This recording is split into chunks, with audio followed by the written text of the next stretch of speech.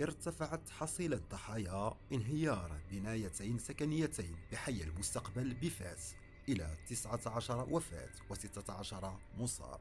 هذا الحادث المأساوي يعد واحدا من أسوأ الحوادث التي شهدتها المدينة في السنوات الأخيرة. الانهيار المفاجئ للبنيتين المكونتين من 4 طوابق أدى إلى سقوط عدد كبير من الضحايا تحت الأنقاض. الساكنة المحلية في حالة صدمة، بينما تواصل فرقة الوقاية المدنية والسلطات المحلية عملية البحث والإنقاذ على مدار الساعة. إليكم الآن بعض الصور من الموقع التي تظهر جهود الفرق المشاركة في عملية الإنقاذ مع إجلاء سكان المنازل المجاورة خوفا من انهيارات جديدة. المصابون تم نقلهم إلى المستشفى الجامعي بفاس لتلقي العلاج اللازم.